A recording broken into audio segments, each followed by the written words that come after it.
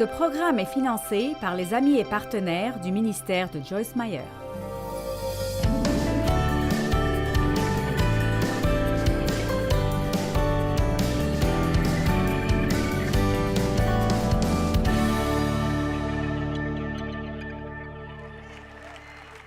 Maintenant, le premier pas vers la plénitude est très simple. Jésus a dit « Venez à moi ». Venez à moi, j'aime ces trois mots. Venez à moi, vous tous qui êtes fatigués et chargés, et je vous donnerai du repos. Alors, puis-je prendre un moment pour dire oui à tous ceux qui sont là, tous ceux qui ne sont pas venus à Jésus? Nous allons vous donner une opportunité de faire cela tout à l'heure, et si vous n'avez pas reçu Christ comme votre sauveur, alors s'il vous plaît ce soir, venez à lui. Et pas besoin d'être au 31. Venez tel que vous êtes. Juste, venez à lui. Venez. Et si vous regardez à la télévision, s'il vous plaît, si votre vie est gâchée, si vous êtes débordé à cause du stress et vous êtes surchargé de peur et d'inquiétude, juste venez. Vous n'avez même pas besoin de comprendre quoi que ce soit. Venez et dites « D'accord Jésus, je viens. Juste, prends-moi tel que je suis et fais quelque chose de moi. Je te veux dans ma vie. » Ça peut être la prière la plus simple que vous avez priée. Et la prière est simplement parler à Dieu. Donc, si vous croyez que Dieu est là, donnez-lui juste une chance d'entrer dans votre vie et voyez ce qu'il peut faire. Venez à moi, vous tous qui êtes fatigués et chargés, et je vous donnerai du repos. Eh bien, alors, même après avoir reçu Christ, quand vous entrez dans ce type de vie où vous peinez, que Dieu ne veut pas que vous viviez, la réponse est de juste arrêter et de venir à lui. Revenez à lui. L'une des raisons pour lesquelles nous n'avons pas la paix que nous devrions avoir est que nous ne prenons pas assez de temps quand nous sommes gênés pour nous arrêter une minute. Même si tu es une mère au foyer qui essaye d'élever 3 ou 4 enfants et tu penses que tu veux t'arracher les cheveux à 9 heures chaque matin, prends juste une petite pause de 2 secondes et dis « Je viens à toi, Jésus ». Maintenant, Jean 7, 37, le dernier jour de la fête, le jour le plus solennel, Jésus se tint devant la foule et lança à pleine voix « Si quelqu'un a soif, qu'il vienne à moi et boive !» J'aime ceci. Il dit « S'il y a quoi que ce soit dont vous avez besoin, quoi que ce soit qui vous fait du mal, la réponse est « Venez à moi ». C'est si simple que nous le manquons. Nous préférons nous mettre en groupe et essayer de décider ce que nous devons faire. Je dis toujours, n'allez pas demander aux autres ce que vous devez faire. Ils ne gèrent même pas leur propre vie comme il faut et vous leur demandez comment vous devez résoudre vos problèmes. Allez chez Dieu d'abord et s'il veut utiliser quelqu'un, qu'il l'utilise. Maintenant, voici certaines des meilleures nouvelles que vous pourriez entendre, spécialement pour ceux qui ne sont pas encore venus à Christ. Alors écoutez ceci, Jean 6, 37. Ceci est juste si beau, c'est un si bon verset. Tous ceux que le Père me donne et me confie viendront à moi, et celui qui vient à moi, je ne le repousserai certainement pas, je ne refuserai jamais, jamais aucun de ceux qui viennent à moi. Wow, j'aime cela! Wouh! N'est-ce pas un passage merveilleux? Quiconque vient juste à lui, il dit « Je ne refuserai jamais aucun de ceux qui viennent à moi. » Vous voyez, vous n'avez pas à vous inquiéter si vous pensez « Je veux réparer cette chose, je donnerai ma vie à Christ. Je veux qu'il vienne dans ma vie. » Ne soyez même pas inquiétés qu'il ne vous prendra pas parce que vous avez fait trop de mal. Il ne vous rejettera jamais, au grand jamais.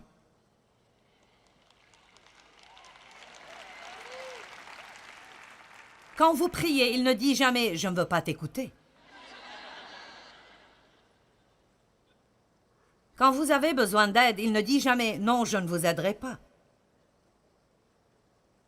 Mais l'ennemi essaye de nous faire penser qu'il le fait parfois. Pouvez-vous dire aujourd'hui « Je ne serai jamais rejeté » Dites-le encore « Je ne serai jamais rejeté ». Dites « Dieu ne me rejettera jamais ». Oh, j'aime cela, c'est revigorant tout le temps. Dieu ne me rejettera jamais.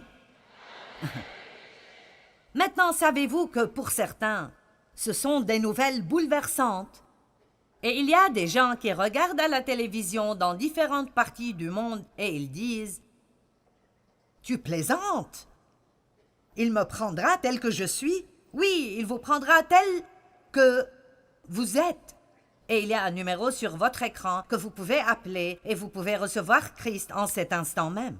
Vous n'avez pas besoin d'attendre 1 minute de plus. Il a les bras grands ouverts et il dit « Venez à moi. Venez à moi. » Maintenant, Jésus est venu pour nous donner la vie. Vie avec un V majuscule. Regardons Jean 1,4.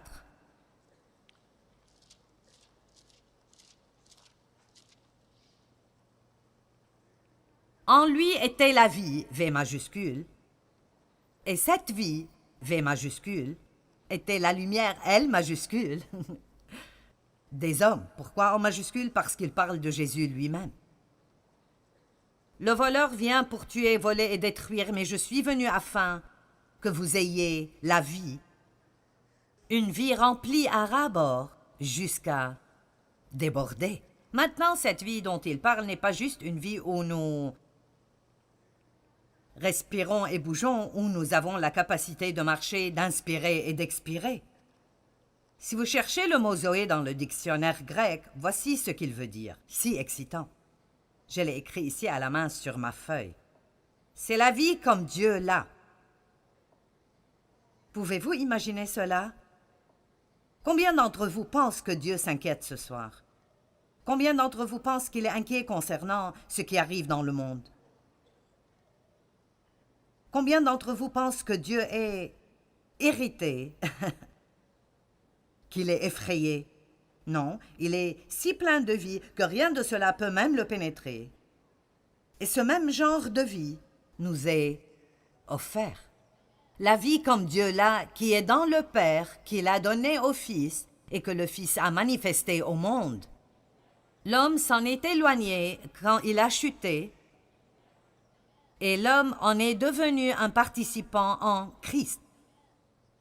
C'est sa possession présente à travers sa relation avec Christ, et elle n'est pas juste d'être mobile, mais d'avoir de la force morale, comme la sainteté et la justice. N'est-ce pas merveilleux que Dieu puisse prendre un pécheur constant, spécialement absolument méchant, et lui donner une graine de vie, et le transformer en un enfant de Dieu, saint et juste? Combien pensent que ce sont de bonnes nouvelles?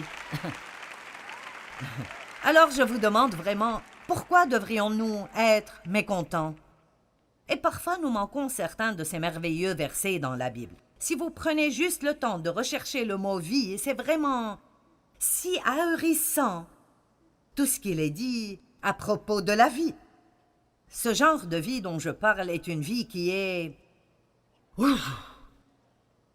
Il y a quelque chose qui arrive ici. Et je ne dis pas que vous devez être bêtement heureux tous les jours et dire « Ceci est le jour que le Seigneur a fait, je me réjouirai et je serai heureux ». Je parle de quand vous vous levez et vous avez l'énergie de vouloir vous lever et vivre. Vous voulez que les choses autour de vous soient ordonnées. Vous voulez être bon avec les gens. Vous voulez prendre soin de ce que vous avez. Vous cherchez des idées créatives. Vous voulez sortir et faire quelque chose de bien aujourd'hui. Dieu merci, nous n'avons plus besoin de nous lever et de dire « Oh Dieu, je ne sais pas si je peux supporter une journée de plus. Ceci est plus que ce que je peux supporter. Si je n'ai pas de percée aujourd'hui, je vais devenir folle. » La vie. La vie comme Dieu l'a. La vie Zoé. Et à l'intérieur de nous, elle vient initialement sous la forme d'une graine quand nous recevons le Christ Jésus, le Fils de Dieu. La graine du Dieu Tout-Puissant vient dans notre esprit et elle est arrosée par la parole. Et vous voyez, même ce soir, j'arrose ce qui est déjà en vous avec la parole de Dieu et ça poussera et grandira encore et encore et encore. Et vous allez vous réaliser des choses, c'est comme... Vous savez, si je vous explique cette vie, et je dis, maintenant, tous ceux qui en veulent, restez un peu, je donnerai des piqûres de vie. Combien d'entre vous resteraient? Vous lèveriez vos manches et sortiriez vos bras. Eh bien, c'est ce que je fais à l'instant.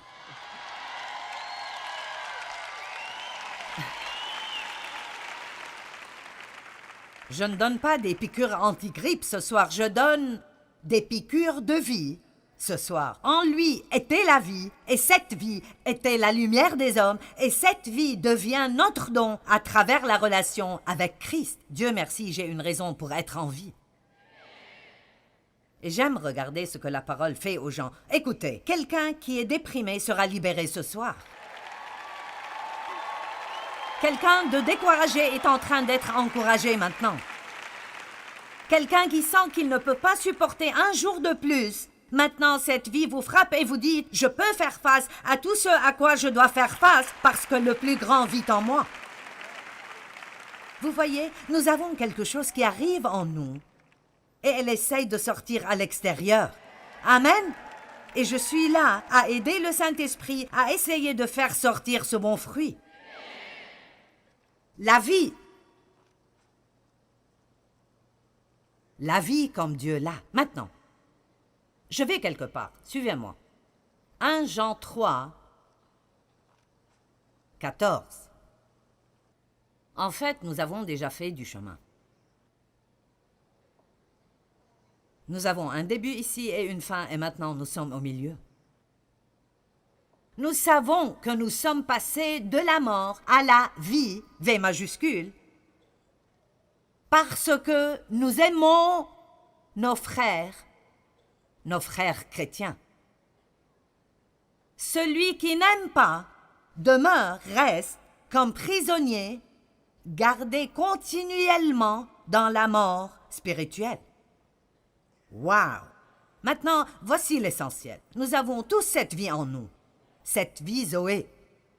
La capacité d'avoir cette vie merveilleuse, mais si vous n'apprenez pas comment vous aimer les uns les autres, alors ce sera refoulé en vous et vous serez remplis de mort spirituelle. Mais voici comment vous pouvez savoir que cette vie vous appartient quand vous apprenez comment aimer les gens.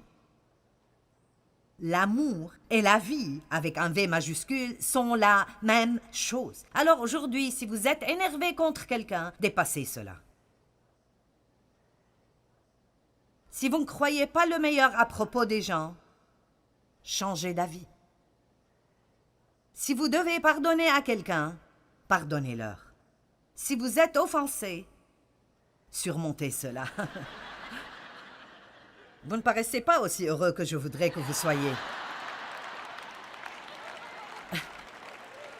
Eh bien, ce n'est simplement pas juste. D'accord, puis-je vous dire qu'est-ce qui n'est pas juste? Ce qui n'est pas juste est que Jésus a dû monter sur la croix et mourir pour un tas de gens comme nous. C'est ce qui n'est pas juste. Tout le reste, nous pouvons nous en occuper. Dieu est un Dieu de justice et il arrangera les mauvaises choses si nous mettons notre confiance en lui. Amen. Et je ne dis pas que votre peine n'est pas importante pour Dieu. Je ne dis pas que les gens qui vous ont blessé ont raison. Mais je vous dis que nous devons arrêter ces choses. Nous devons commencer à vraiment aimer pour Jésus parce qu'il y a un monde dehors qui meurt et qui va en enfer. Et ils ne sont pas impressionnés par nos autocollants et nos bijoux chrétiens. Nous devons avoir ce qu'ils cherchent. Nous devons savoir comment marcher dans l'amour et traiter les gens comme il faut. Donc, la prochaine fois que certains de vos amis chrétiens disent « Oh, eh bien, vous savez, eh bien, tu sais, ils sont pentecôtistes. Eh bien, tu sais, elles parlent en langue. » Pourquoi ne dites-vous pas « Tu sais, nous ne savons rien en ce qui les concerne. Nous ne savons pas quel type de relation ils ont avec Dieu. » Ne jugeons pas et ne critiquons pas les gens. Soyons tous un en Christ. Amen. Amen. Je serai peut-être bonne si vous essayez de me connaître, on ne sait jamais. D'accord, maintenant, comment donc arrivons-nous à cet amour? C'est un beau mot. Il fait de bons serments, amène de bons cris, mais comment y arrivons-nous? Comment arrivons-nous finalement au point où nous pouvons marcher dans cela, dans notre vie de tous les jours? 2 Pierre chapitre 1 nous l'explique très clairement. Nous parlons ce soir d'être spirituellement en bonne santé. Vous venez à Jésus et puis vous décidez de lui dédier votre vie pour apprendre à faire les choses à sa façon au lieu de les faire à votre façon. Ce n'est pas comme un tweet. Cela prendra quelques minutes, d'accord? Alors suivez-moi, vous pouvez le faire. Par sa puissance divine, je suis à 2 Pierre chapitre 1, verset 3. Par sa puissance divine, Dieu nous a donné tout ce qu'il faut, ce dont nous avons besoin pour vivre dans la piété, à travers la connaissance complète de celui qui nous a appelés par la manifestation de sa propre gloire. Eh bien, vous devez disséquer cela pour en profiter plus. Mais il dit, la puissance de Dieu, rien de ce que nous avons fait, mais la force de Dieu nous a donné tout ce dont nous avons besoin pour vivre une merveilleuse vie pieuse. Donc, vous avez tout ce dont vous avez besoin pour vivre une bonne vie. Tout. Elle est en vous et elle vient à vous à travers la connaissance complète et personnelle de Jésus-Christ. Maintenant, ne soyez pas satisfaits par la foi de quelqu'un d'autre. Ne soyez pas satisfaits par le fait d'appeler quelqu'un d'autre pour qu'il cherche vos versets tout le temps. Cherchez-les vous-même. Amen. À chaque fois que vous avez besoin de prière, ne vous mettez pas toujours dans la file de prière. Après un temps, soyez ceux qui prient pour les autres.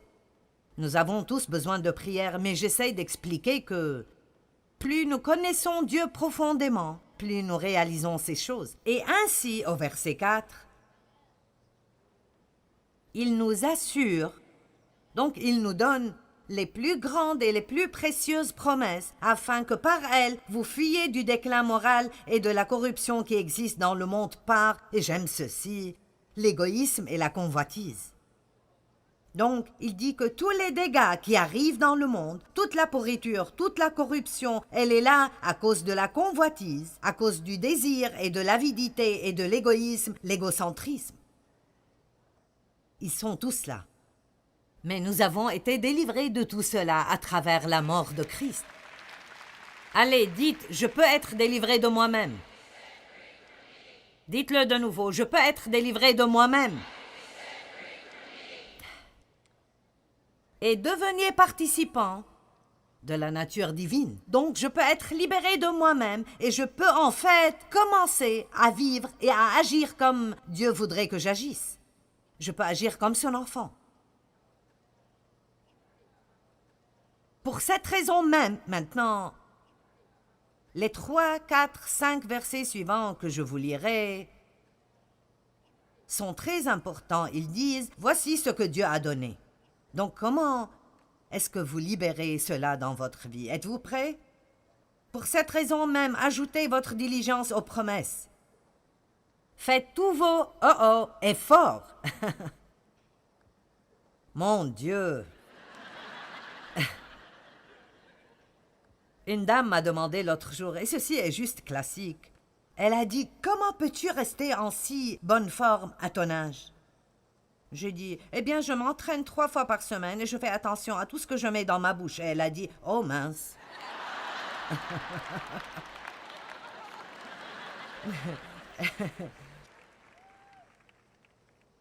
Et vous savez, nous devons faire attention à ce je veux. Mais nous voulons que ce je veux nous soit donné par osmose. Nous ne voulons pas avoir à faire quoi que ce soit pour l'obtenir. Eh bien, n'y a-t-il pas de façon d'avoir des muscles sans s'entraîner? Y a-t-il une façon de juste manger jour et nuit et de manger quoi que ce soit et toujours ressembler à Twiggy? Non! Sauf si vous avez une maladie.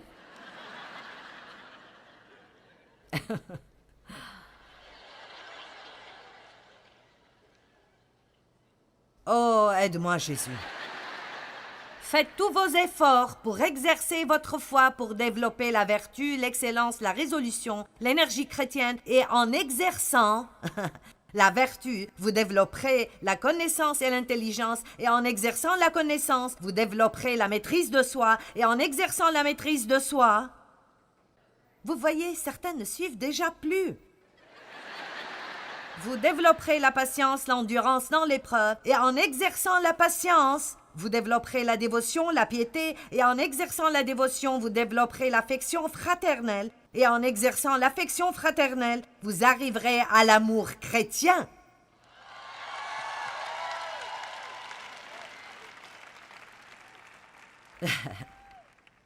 Donc laissez-moi juste vous dire, peu importe combien de messages merveilleux je vous prêche à propos de partir d'ici et de sortir et d'aimer tout le monde,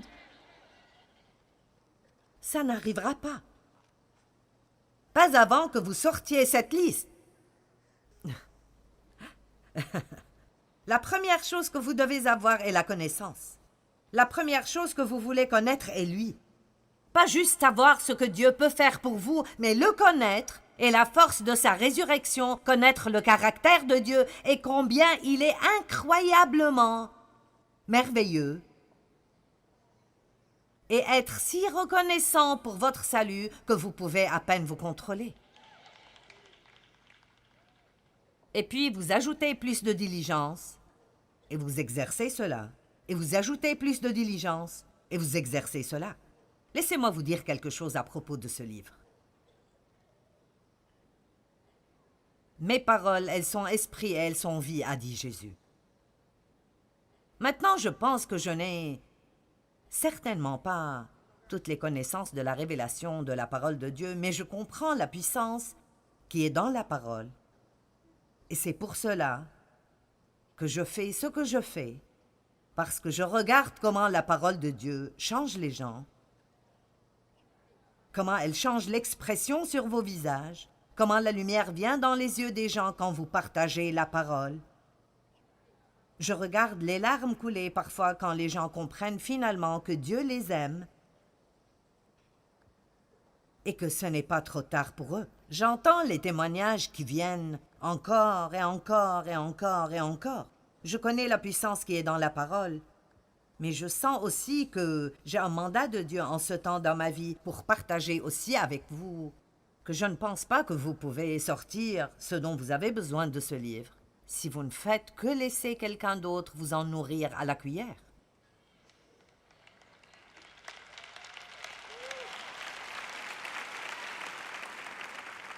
Vous devez avoir votre Bible. Vous devez avoir votre temps avec Dieu. Et vous devez étudier vous-même et arrêter de laisser le diable vous convaincre que vous ne comprenez pas la Bible. Parce que le Saint-Esprit vous enseignera. Il est votre enseignant. Et c'est pour cela que nous défions les gens de commencer pendant 30 jours, 30 minutes par jour, à prendre un verset à la fois, pour enseigner et montrer aux gens les choses merveilleuses qui sont dans la parole de Dieu. Parce que Dieu m'a dit un jour, tu dis aux gens tout le temps, lisez la Bible, lisez la Bible, lisez la Bible. Mais les gens lisent pour la quantité, ils ne lisent pas pour la qualité. C'est juste comme une course. Tu sais, je veux lire ce nombre de chapitres chaque jour, alors je lis la parole aujourd'hui. Gloire à Dieu, il faut lire la parole chaque jour. Eh bien, qu'avez-vous appris? Qu'avez-vous appris? Avez-vous appris quelque chose? Et alors, s'il vous plaît, ne pensez pas que vous devrez avoir le genre de vie que Dieu veut que vous ayez juste parce que vous avez lu un tweet le matin, un post sur Facebook, vous écoutez un petit sermon de 15 minutes, ou vous visitez peut-être une église une fois par semaine et vous dormez pendant la moitié du sermon.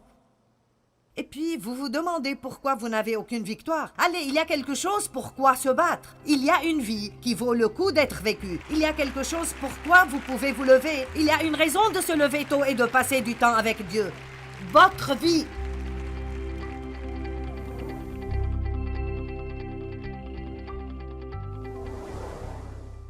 Eh bien, aimeriez-vous être en bonne santé dans chacun des domaines de votre vie? Je pense que nous pourrions tous dire « oui, j'aimerais cela ». Eh bien, vous savez, ça requiert d'être en bonne santé spirituellement, d'abord parce que tout le reste vient de cela.